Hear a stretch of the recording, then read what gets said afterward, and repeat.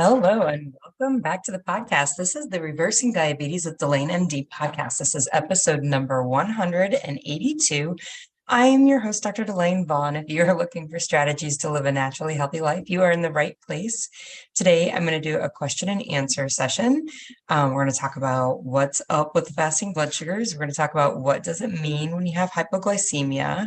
We're going to talk about sweeteners and how many carbs to eat per day. And then we're going to talk a little bit about when to count calories and how that can be a strategy that you use to help you in your journey. Before we get started, I have a couple things I want to mention. One is if you are on medications for your type 2 diabetes, please be careful implementing the changes that I recommend during these podcast episodes. You have been medicated because the way you have been living your life, the way you've been eating, the way you've been exercising, the things you've been doing has created the need for medications. So if you change the things you've been doing, the medications are going to need to change, okay? You can get pretty sick if you're continuing to medicate and not watching your sugars very closely and not having a good, close relationship with your provider that's writing the prescription for those medications. So you need to give them a call, let them know what you're doing, figure out how they want you to share your blood sugar readings with them. Do they want you to call their nurse? Do they want you to fax them in? Do they want you to email them in? What do they want you to do? They likely have some way they want you to do this, but let them know and get clear on how they want you to contact them when your sugars are getting low so that you can figure out when to start coming off your meds. Okay. Be very careful if you are medicated and starting to make these lifestyle modifications, these dietary modifications. I also want to point out before we get started, if you have any questions about anything, please email me, Delane@DelaneMD.com. I'm happy to answer any questions. And lastly, follow me on the social media. If I only do Instagram and Facebook, and then of course I do YouTube. So DelaneMD on all of those platforms, you can find me. If you're following on YouTube, you will get access to the podcasts earlier. So subscribe on YouTube. You can also post questions there. I will answer them. Also, on Facebook, there is a Reversing Diabetes with DelaneMD Facebook group. So ask to join that and get in there. There's lots of good conversation that goes on in there. I can answer questions for you in there. It's just a different way to contact me if you have any questions. Okay. Lastly, before we get started, I promise we're going to get to question and answers, but somebody sent me the most wonderful email and I want to share it with you. So this is John's story. He sent me an email. It says, in 2004, I was diagnosed with type 2 diabetes. I was devastated at only 50 years old. I was overweight at 6'2" and 260 pounds. I'd watched my dad die at age 49 from the same thing. So overall, I was pretty scared because my A1C was 7.4. I had a great doctor at the time explaining how I could go down one of two different roads. One was reading a book called Sugar Busters and taking action, and the other one was medical pills and sooner than later insulin. I chose the book. Long story short, I started a new lifestyle. For me, fitness and diet has changed my life in about every aspect. Now at 205 pounds, it's been almost 20 years without any medications. My A1C average is around 5.6 to 6.1 at the highest, and I check it every year. I found your podcast and I love it. I'm now 63 and still going strong. I love your insights and your wonderful information. So thank you. And yes, hear this, guys. Yes, you can definitely defeat this disease with some hard work and lifestyle skills. So I think that's really important to hear. And this is, I wasn't podcasting in 2004. I wasn't sharing this message in 2004. It is possible to change this disease. It is possible to manage it, to undo it, to fix it by just living your life differently. The way that you are living is what created this disease. I know this story gives a great example of but no, it runs in the family. My dad had it too. No, the way that we eat, I always say that my love for apple pie, that's what runs in my family. I learned that from my family. That's where we learn how to eat. So it makes sense if we learn to eat the way our parents ate, and the way that our parents ate gave them diabetes, the way that we eat, if we're eating like them, is also going to give us diabetes. It is not genetically predispositioned. This is a disease of the foods that we eat. When you change the way you eat, you will change your health. And that's what this is about. So let's go into the questions. I've had a number of questions either within the Facebook group or emailed to me. So I want to answer some of those because I think clearly if one person has it, probably others have it. And it's just really good information as we're working through the new year and maybe making lifestyle changes so that we can meet our New Year's resolutions or our goals or whatever it might be. You are probably running up to some of these questions, so I want to answer them. So the first one is, what is up with my fasting sugars? I have done a podcast on this. I think it was podcast episode number 148, where I talked about fasting sugars. And I may be wrong on that, so I apologize, but you can find that podcast. So I'll put it in the show notes actually and see if we can get it linked up there. So what is up with the fasting blood sugar? So recognize your fasting blood sugar is going to be your highest blood sugar of the day, and it is going to be the last blood sugar to normalize. And this is normal. Nothing has gone wrong. You are not broken. You're not doing anything wrong. You're not getting up in the middle of the night and eating. None of these things are happening. Your fasting blood sugar is an element of how insulin resistant you are. It's an element of how sick you are with type 2 diabetes. That's all it is. So if, say, you've been eating well, low carb, you've been keeping your carbs low, you've been doing all the things you need to do for the last 2 weeks, but your fasting blood sugar is still at 130 in the morning or 120 in the morning. And you know that a normal fasting blood sugar needs to be somewhere between 85 and 95. That's probably what you're going to see whenever your insulin resistance normalizes. So you know this. So of course, your brain wants to go, it's not working, because you're not seeing that after 2 weeks of living differently. Understand that when you start feeding yourself less carbs, you will start to see lower blood sugars after those meals because you're feeding yourself less carbs. You are controlling that with what you are doing, your action in the moment. Those fasting blood sugars are not about your action in the moment. Your fasting blood sugars are an element of how insulin resistant you are. That does not fix in a 24-hour period. That does not fix in a day. That is going to take you many days of feeding yourself a low amount of carbohydrates in order to burn off. I like to look at it as burning off that insulin resistance, right? So insulin resistance is that your cells have been exposed to too much insulin and they don't function correctly in the presence of insulin, okay? How this happens is you've had too much, a high concentration over a prolonged period of time. Those are the two things that have to happen to create that insulin resistance, okay? High amounts, high concentration of insulin over a prolonged period of time. Now, if you're eating less carbs and you're practicing intermittent fasting, you're lowering that concentration and you're decreasing the exposure that your cells have to insulin. And that's great and grand, but doing it for one 24-hour period does not allow the cells to heal. Like, it's just not enough time. Your cells aren't going to go back to functioning normally yet. So I like to think of it kind of like a sunburn. If you go and spend 8 hours on the beach in the sun, and you get sunburned, and then you come in for an hour, you're like, but I went out of the sun. You and I both know your skin is not healed well enough at that point to re-enter into the sun. It takes longer to heal the skin. Same thing with your cells. Just because you're doing it for 2 weeks doesn't mean that your cells are going to heal up. It just takes longer to heal the cells up. Nothing's gone wrong. Keep at it over time. You will see that fasting sugar come down. Okay. So understand that's why your fasting blood sugar is the last to come down.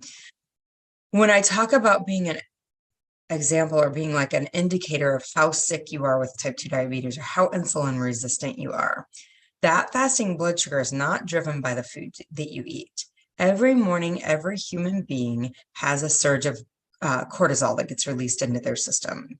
This is to raise our body temperature. This is to help liberate glucose into our blood so that we can get up and be human beings. Because, right, 10,000 years ago, there wasn't a fridge waiting with your breakfast. There wasn't a cupboard with your cereal waiting for you.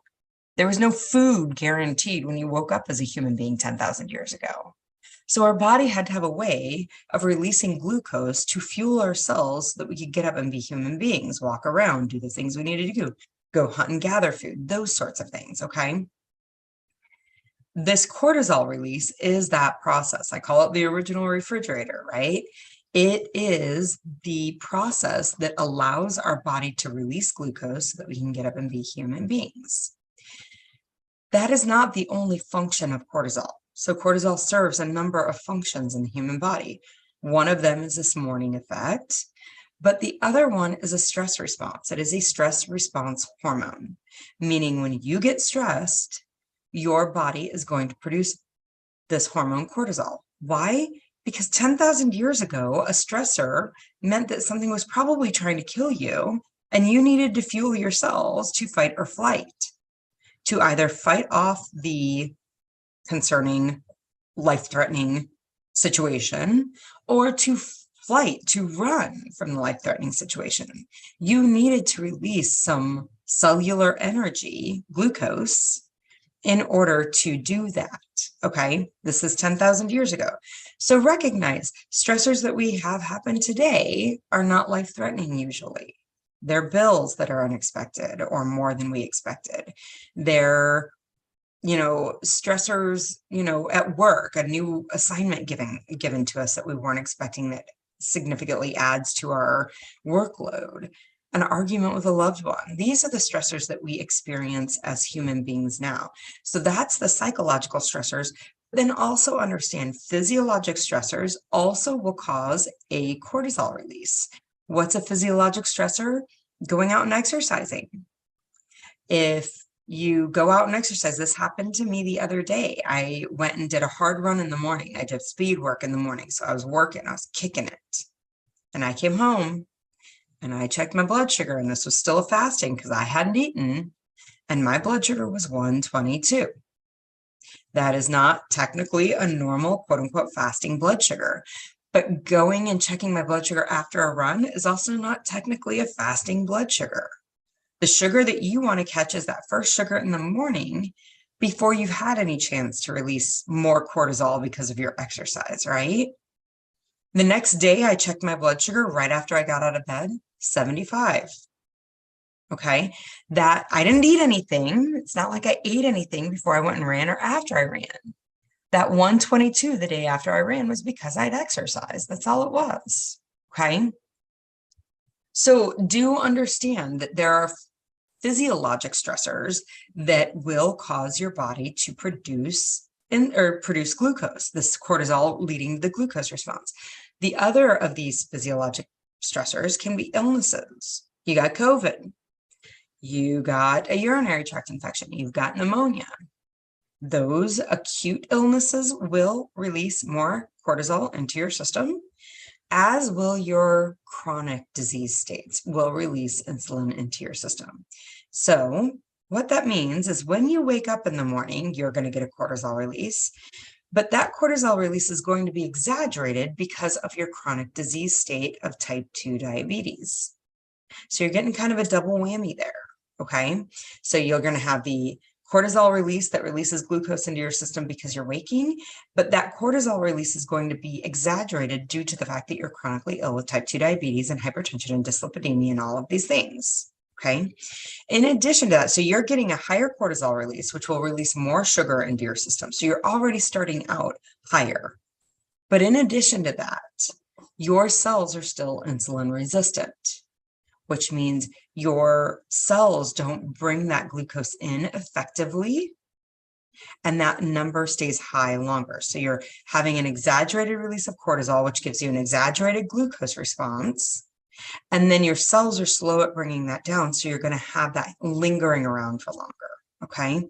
This is why your fasting blood sugar, one, it tells you the most about how insulin resistant you are. How is your diabetes going?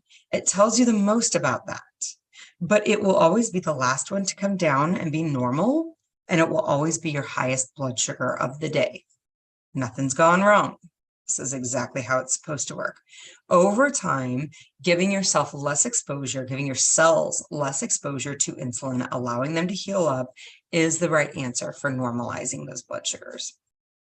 So if you have any questions about that, please let me know. I have done a podcast again. I will put it in the show notes. So the next question that I had recently was about what does it mean when I have hypoglycemia? And this kind of feeds off of that, question about the cortisol or the fasting sugar and the cortisol and the insulin resistance, right? Because this is what hypoglycemia is. I had hypoglycemia and I thought, oh, I'm so far from being diabetic. Look at me with my low blood sugars. And I was I couldn't have been farther from the truth. Okay. So when you have hypoglycemic episodes, and these are usually what we call rebound hypoglycemia, or responsive or reactive hypoglycemia. Normally they occur after you have eaten a large load of carbohydrates. Okay. So this happened to me in college when I would eat Pop-Tarts and I would get sweaty.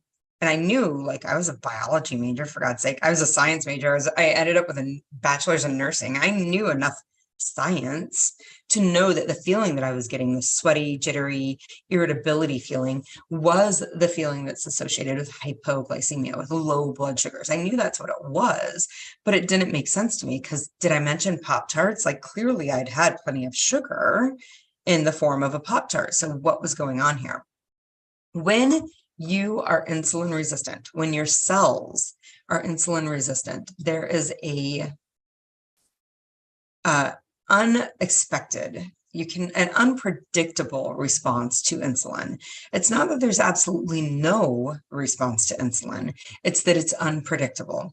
So if you give yourself a surge of glucose, of carbohydrates, and then your body, your pancreas responds to that by surging out a bunch of insulin to bring that carbohydrate, that glucose inside your cell and burn it off as fuel, but your cells are insulin resistant. So that initial surge of insulin does not bring the sugar inside, because the glucose then remains elevated because it didn't come inside the cell. Your pancreas continues to see that the blood sugar is elevated and it continues to spit out more insulin. Okay. And if that more insulin doesn't bring the sugar inside the cell and burn it off, then your pancreas continues to see the high blood sugar and spits out more insulin. So suddenly you have this ratcheting up of more and more and more and more and more insulin until your cell finally gets the message. It's almost like it yells loudly enough. It overcomes a threshold is really what it is. It overcomes the insulin resistance threshold to open the cells up and bring the glucose inside and allow your cells to burn that off. So when that happens, you suddenly have all of this glucose in your, all of this insulin in your system trying to talk your glucose down, right? Bringing it into the cell. And now your cells are like, fine, I'll open up. I'll do what you asked. And they open up and they bring all that glucose in and they stay open because there's all this insulin floating around, right? So suddenly your blood sugar goes from being high to very low very quickly. And that's hypoglycemia. That's what you feel. That's the jittery, the irritability, the sweaty spell, the I can eat everything in the room, hold on to your chair because I'm probably going to eat that. That is that feeling of hypoglycemia. And it is caused by this insulin resistance and this overproduction of insulin to try to overcome the insulin resistance of the cell. Okay. At some point, your cells become so insulin resistant that they don't ever bring that glucose all the way down, right? They may, again, they have this unpredictable opening, this unpredictable responding to the blood or to the blood insulin level, right? Like to the insulin that's produced by the pancreas. But sometimes your pancreas can't get a high enough concentration of insulin enough to bring it down into the normal range, or sometimes your cells aren't responding well enough. Okay, that's what allows your blood sugars to then ratchet up higher. Okay, that's what leads to the hyperglycemia, the high blood sugars, what we pick up as type 2 diabetes. But do understand this hypoglycemia is the same effect. Now, if you come to me and you're like, I have low blood sugars, they drop into the 40s, it happens a lot, and I only eat salmon and chicken and salads, and I never eat bread, never a crouton, never any crackers, never any oatmeal, never any pasta, I never have any processed carbs, and you're still having these low blood sugars, yes, there is a very, very, very rare phenomenon called an insulinoma. It is very, very rare to have, and that will drive your blood sugars too low. But if you are coming to me and telling me I eat a bunch of carbs If you're eating less than 50 grams of carbs a day and you're still driving your blood sugars low with that jittery feeling, that is something that we'd probably want to look into farther.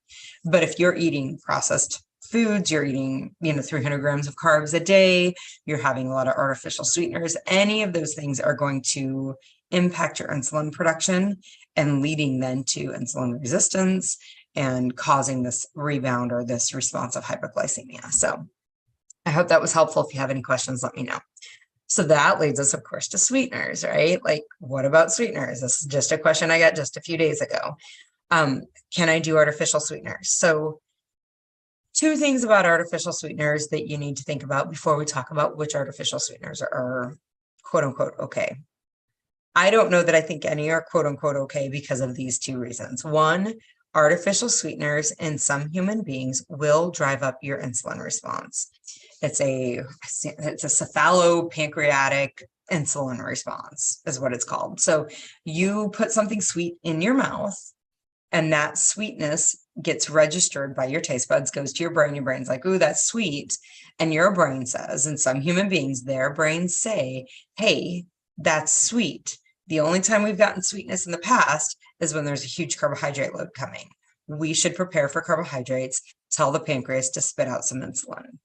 Even if there are no carbohydrates associated with that sweet taste, your body will produce insulin for some humans. I like to believe if you're a human that's overproduced insulin to the point that you are a type 2 diabetic, you're probably one of these humans, okay? This is a Pavlovian trained response. So it doesn't happen to all the humans. It happens to humans who have frequently put sweet things in their mouth that have been associated with a high carb load.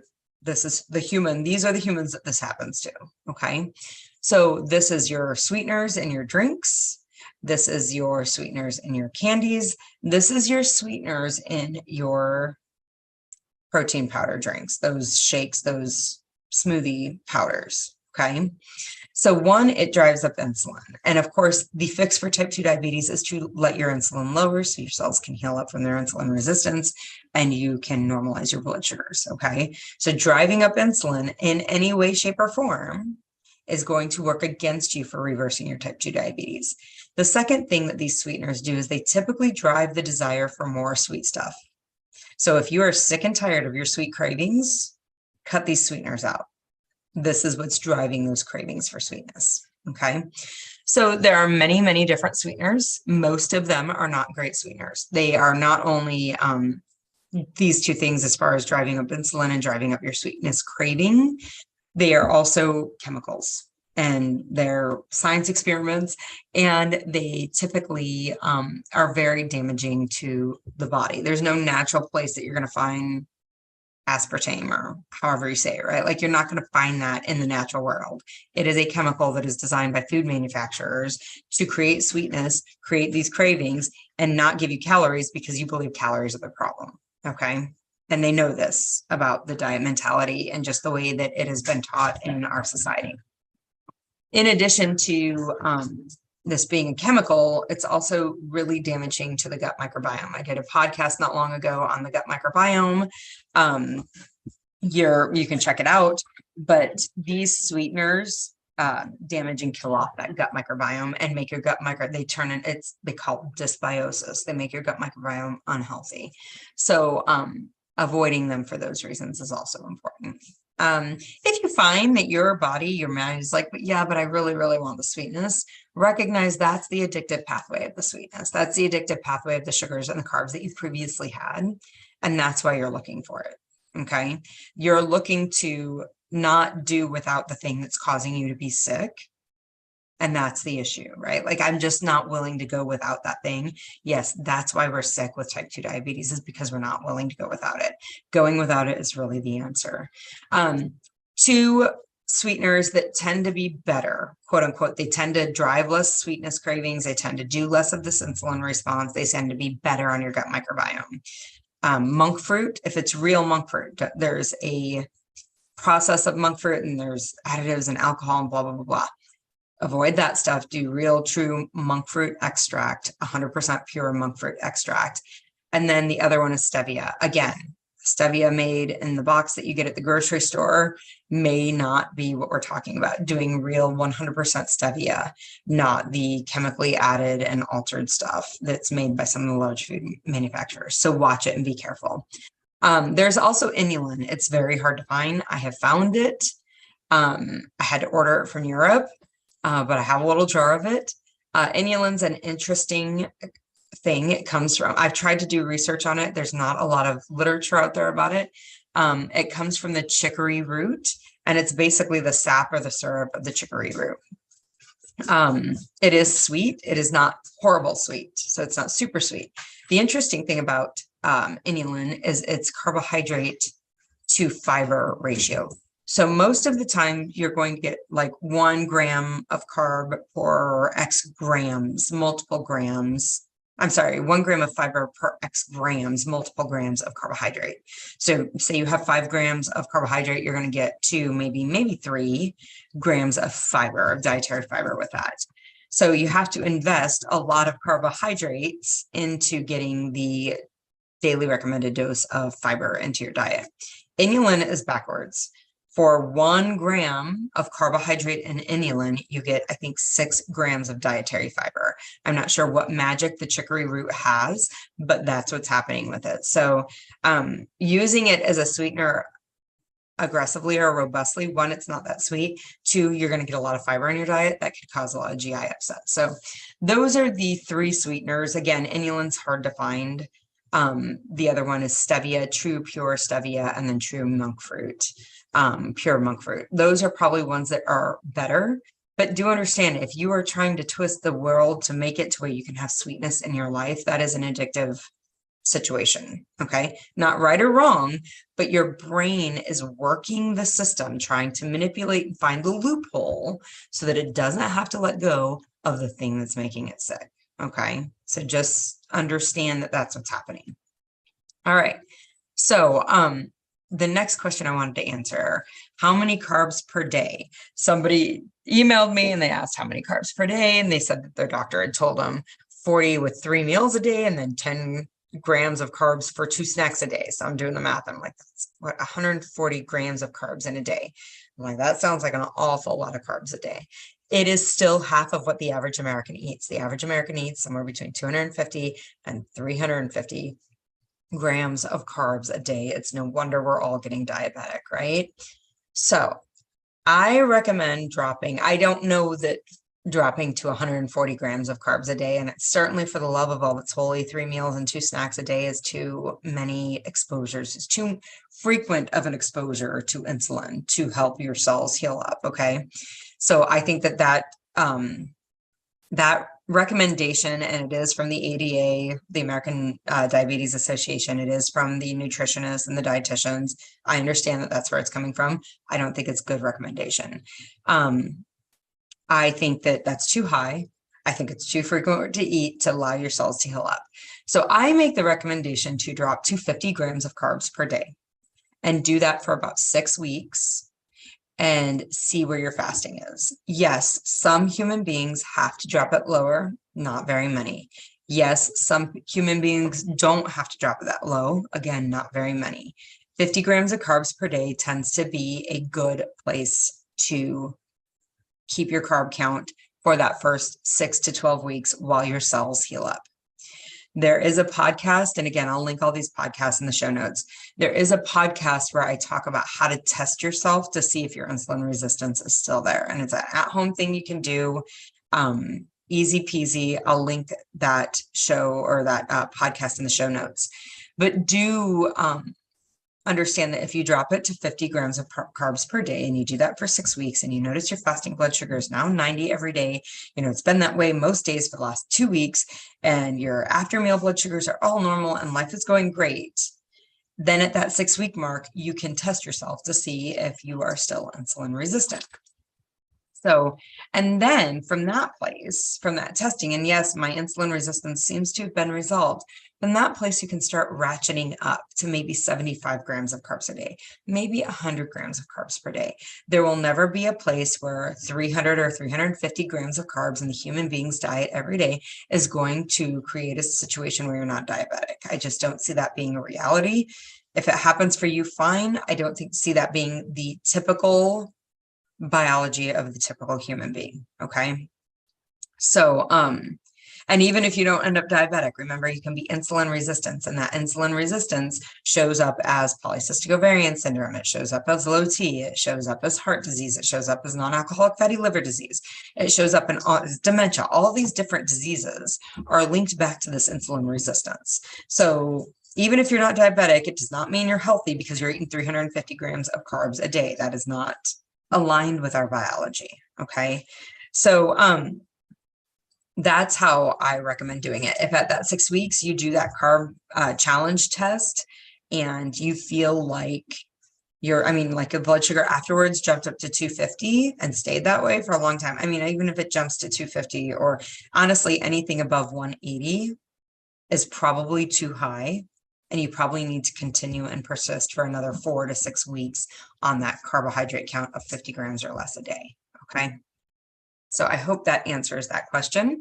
If not, let me know.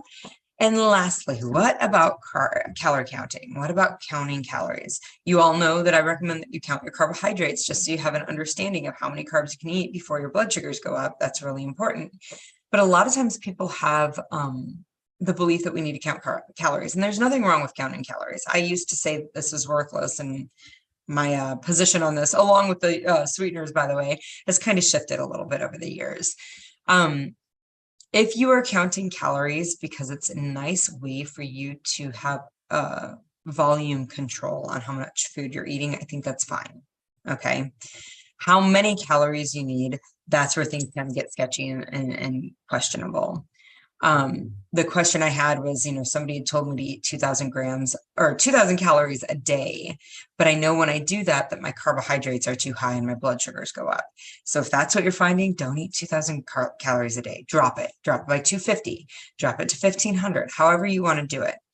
I think it's very important to watch your hunger cueing more than you watch your calorie counts. Okay.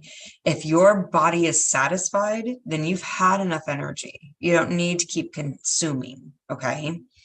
I know that I have had to do this lately. I've started adding more protein, and I wanted to add protein. I wanted to add muscle to my body, to my physique. So I started having to add that macronutrient evaluation into my diet every day. And I don't count carbs anymore because my numbers are reversed. In fact, labs are coming in. Hopefully this week I get my results. I had them done last Friday. My labs have been normal for the past many years. My insulin level is non-detectable. My A1C has been less than 5. My triglycerides are low. All the numbers that I look at, the biomarkers to look at insulin resistance and generalized health, have all looked good for the past number of years. So I don't count my carbs, and I haven't for probably the last 2 years. I just don't count them. It's math that I don't need to look at because I know the foods that I can eat and keep my blood sugars normal because I've done this for years. Okay. So I don't need to continue to count the calories the carbohydrates on the meal that I've eaten all this time. Right. So if that's where you're at, that's fine. I wanted to add protein. So suddenly I was eating differently. So I did go back to tracking some of this information. So I started tracking how many grams of protein I was eating in a day. In addition to that, because then I'm eating more, like I've just been eating more in order to keep my weight in the range that I wanted, then I've started to count calories. I keep my calories in a certain range. It's not one specific number that has to be perfect every day of my life. I just keep it in a range, and that helps me keep my volume down, the volume of food that I'm eating limited. Now, understand it's like a Rubik's Cube. It's a puzzle I have to solve every day. How many calories do I consume that also gets me the protein volume that I need and the fiber that I want in my diet. So there's a number of different moving parts that I have to watch. And I find that counting calories is a great way for me to keep those in check. So if you're going to count calories because of that, that's awesome. Okay. Run with that. Do it. But please do follow your hunger cueing, your hunger signaling. So if your body is telling you 2,000 calories, and if your blood sugar goes up with 2,000 calories a day, clearly that's too many. Okay. But if you find that you're like, oh, I'm supposed to eat 2,000 calories a day, because that's what I was told to eat, but I find that it's too much and now I can't lose weight. You can't lose weight because you're overeating what your body needs. Okay. I don't care if you're overeating with carrots. If you're eating too much, you are not going to lose weight. Okay. And sometimes counting calories will allow you to help give you some targets to not eating too much, but do not eat to a certain calorie amount just because you believe you had to eat so many calories. I don't think that's going to be helpful or get you the results that you want. Okay, I hope that all of this has been helpful information. Check out the show notes. I'll have some podcast episodes linked there. If you have any questions, send me a message to DelaneMD.com. I'm happy to answer anything. If you are ready to invest in yourself and get started living the natural life, learning how to do this, learning how to reverse your diabetes in the form that looks like joining my group, let me know. Set up a consult with me. Send me a message to DelaneMD.com. We'll set up a time we can meet. You'll hear about the group, how it can help, and we can get you started when you're ready for that. All right. I will talk with you next week. Bye-bye.